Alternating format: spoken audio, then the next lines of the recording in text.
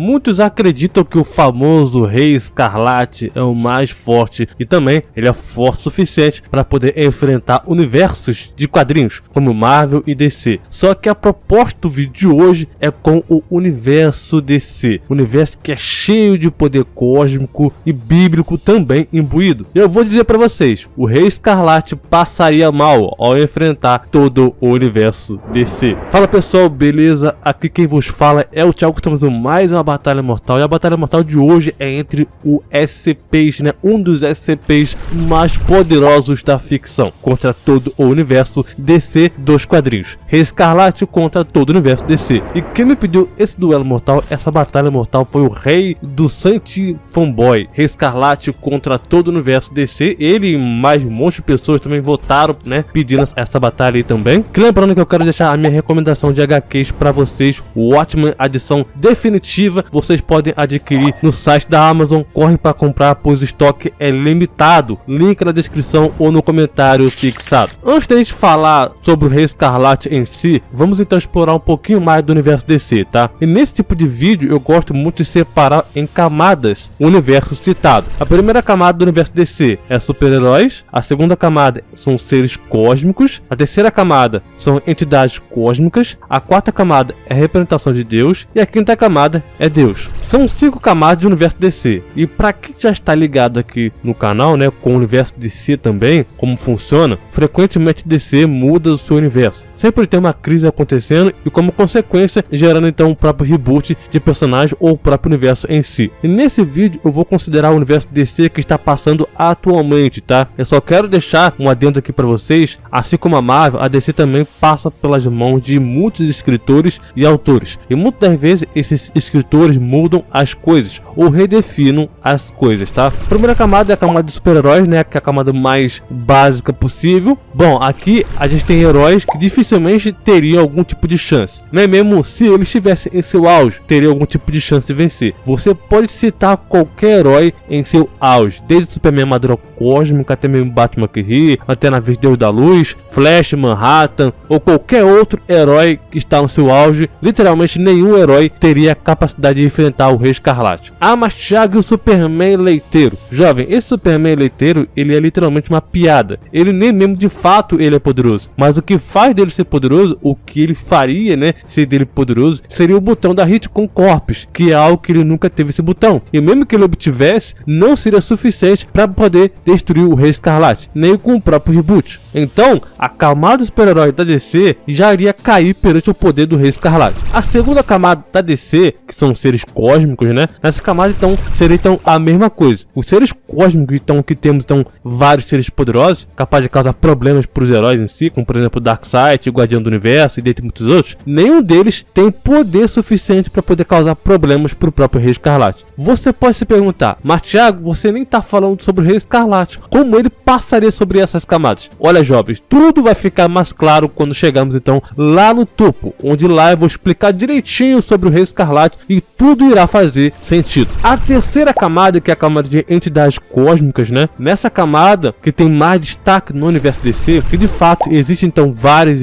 entidades DC que são tão poderosas que poderiam então acabar com uma grande parte do universo Marvel, por exemplo, né? Mas se compararmos com o Rei Escarlate, o negócio é mais em cima, né? Eu não digo isso só para poder encher a bola do Rei Escarlate, não, mas sim porque pelo fato dele ser extremamente poderoso. Na DC nós temos aí Dr. Manhattan, as Mãos Vazias, Arceus, também conhecido como Forjador de Mundos, Monitor, o Anti-Monitor, a Mão Vazia, seu Mr. Plix, Senhor da Ordem do Caos também, Lúcio Monostark, Miguel Demiurgos, Perpétua, Espectro, Vingador Fantasma, Conselho Invisível ou Juiz da Fonte, Quintessência, Figinautas, Titãs Ômegas, Hecate, Upside Down Man, Barbatos, os Gentrians, Perpétuos, Noite e Tempo, chamados então de Mãe e Pai Infinito, e assim vai, muitas outras entidades. Cada uma das entidades do universo DC são um pedaço de um poder maior ou uma parte de uma representação de um poder maior, que no caso é de Deus. que já vamos falar sobre ele. Então meio que o Rei Escarlate também não teria dificuldade para passar dessa camada. A camada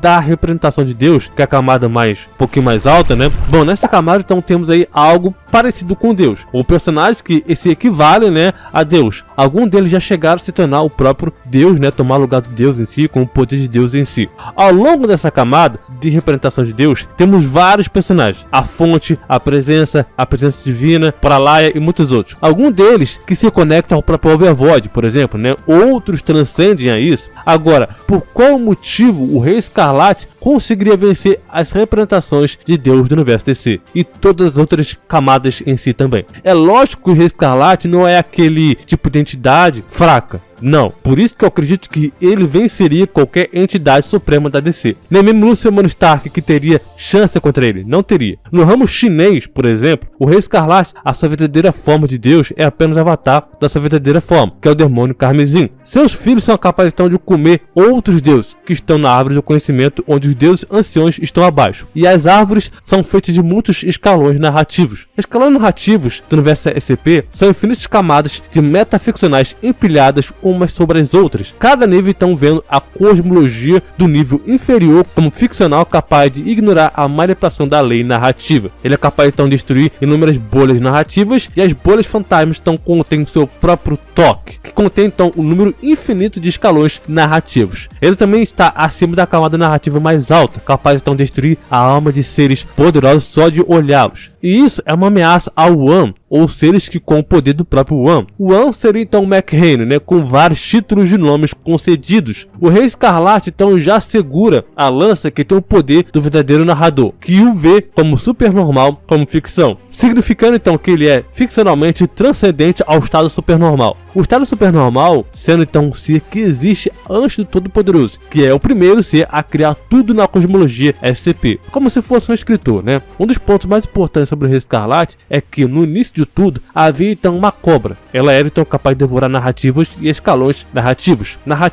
Escalões narrativos são o seguinte: pense que a nossa ficção seria uma escala ou uma bolha narrativa, algo narrativo que nós vivemos na nossa narrativa, e que fora da nossa narrativa existe algo acima de nós comandando nós numa escala narrativa, algo ficcional, e acima disso algo mais ainda ficcional, tudo então sobrepondo um ao outro. E essa cobra, ela escalou o toque. A cada camada que subia, cada uma dessas escalas se transformava então em uma coleção multinarrativa independente. Multinarrativa são mais de uma narrativa, onde também foi capaz de destruir um grande número de narrativas apenas rastejando. O Rei Escarlate, né, absorveu essa cobra e assim ganhou seus poderes. Ele existe então antes do próprio conceito de dimensões. Seu corpo ele é impenetrável apenas então com sua presença de sua projeção. Ele também negou o ataque principal da metanormalidade. O Rei Escarlate também é superior a Adabas, sendo seu aspecto então. O Adabas ele é igual à sua unidade de nível de poder. E os três são verdadeiros narradores superiores. O demônio Rei Escarlate, né, também existe também nas verdadeiras narrativas superiores e também pode criar uma lança como a mesma libertada da unidade. Um ser feito é que o Rei Escarlate, quando acabou de acordar, ele abalou a criação e ele pode acabar com a árvore do conhecimento só com sua presença. A árvore do conhecimento, para quem não sabe, contém então infinitos metaversos transfinitos em apenas uma de suas vertentes. Os metaversos então contêm multiversos infinitos, contém então uma hierarquia conceitual infinita de universos metafísicos dentro de si, que vale lembrar que a árvore do conhecimento também contém infinitas bolhas fantasmas. Que só para ter uma noção, uma bolha fantasma já tem um infinito absoluto. Uma bolha fantasma então também contém hierarquias infinitas de narrativas que transcendem inacessivelmente umas às outras. E contém também autores. A árvore do conhecimento então contém então infinitas bolhas fantasmas. O infinito absoluto está além de qualquer éter concebível ou inconcebível, finito ou transfinito, Aleph,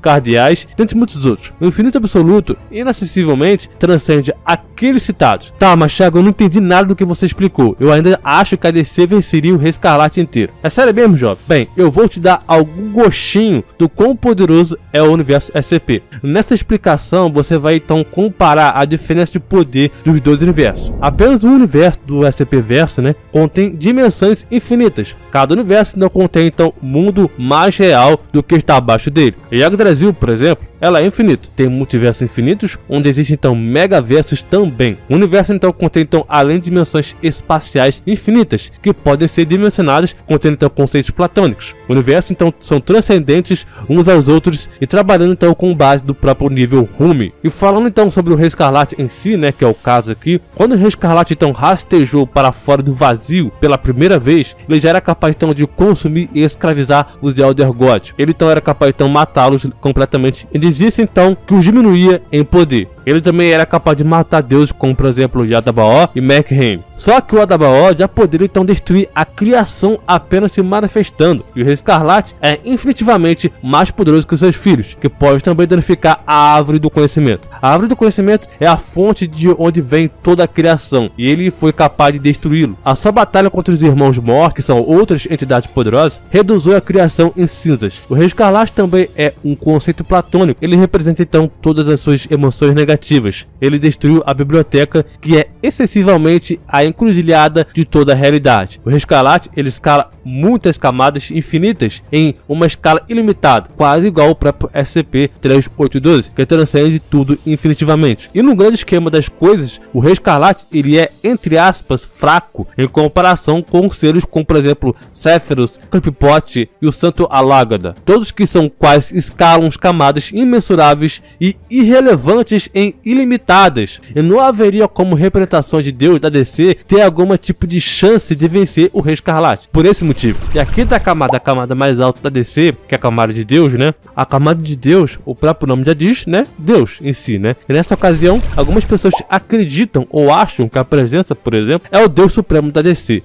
Particularmente eu, Thiago, por mim, eu não acho que a presença é o ser, ou seja, né, o personagem mais poderoso da DC. Eu não acho isso. Mas, nessa camada de Deus, né, podemos então colocar alguns seres poderosos. Por exemplo, como a Grande Escuridão, a entidade suprema atualmente que engloba então qualquer e outra entidade maligna da DC em si, desde a Grande Besta do Mal até Lúcifer, Mão Vazia e dentre muitos outros. A luz e as trevas sempre então foram tratados como iguais da DC. Esses dois estão em uma luta constante pela sobrevivência do multiverso, muito antes de Overvoid, muito antes de tudo, onde nada era o fim. Na minha opinião, nada supera o escritor. Sabe por quê? Simples, o escritor é ele quem decide, cria e que dá vida ao universo envolvido. O escritor, ele pode então se colocar dentro de uma história do seu próprio universo, que não tem nenhum tipo de problema. E isso acontece com o universo DC. Os residentes do Limbo, por exemplo, são seres que são a representação de como os quadrinhos são escritos. Os personagens podem ser esquecidos, assim como pensados os escritores, personagens e todas as outras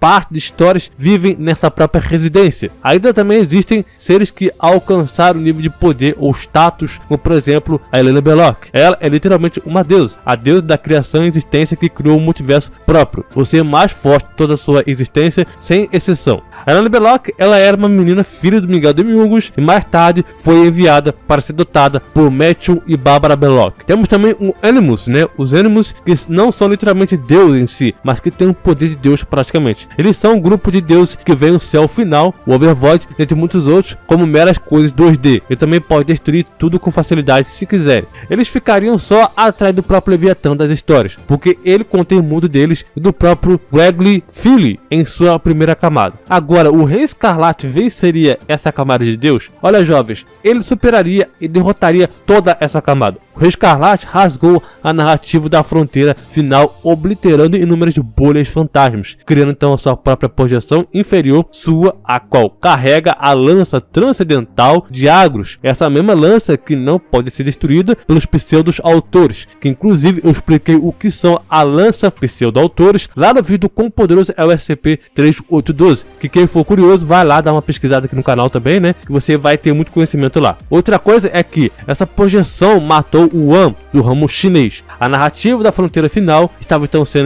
morta por essa projeção. Um grito dele, do Rei Escarlate, pode abalar toda a fronteira final. Ela também não é afetada pelo próprio Mad Rumi. Esse mesmo Mad Rumi destruiu uma árvore narrativa. O Scarlet King só é o seu avatar, que por sinal já causa um estrago gigante. O Scarlet Demon é um dos True Superior Narutos, o verdadeiro narrador supremo, né? Ele foi considerado um dos deuses mais fortes da toda a fronteira final. E no contexto geral, tá? De forma mais resumida possível, porque vocês também podem conferir o quão poderoso é o Rei Escarlate no vídeo que eu trouxe aqui pra vocês no canal. Rei Escarlate derrotaria cerca de 99,99%, né? A 100% do universo DC. Sendo bem sincerão com vocês, tá? Não vejo como a DC poderia enfrentar o Rei Escarlate, nem mesmo mitologia ou ramo inglês ou chinês. Afinal, o universo DC seria apenas uma de muitas bolhas narrativas que sempre é destruída por algo maior e mais poderoso. Mas lembrando que isso aqui é a minha opinião. Se você discorda ou concorda, comente aqui embaixo. E comenta também, você acha que o Rei Escarlate venceria todo o universo DC? Ou você acha que não? Venceria só uma parte pequena, uma parte grande? O que você acha? Aproveite, não perca tempo, se inscreva no canal e comente qual outro duelo que você quer ver aqui. É uma enorme honra ter o seu comentário aqui, a sua sugestão aqui, para poder trazer nos próximos vídeos. Valeu, falou e até mais!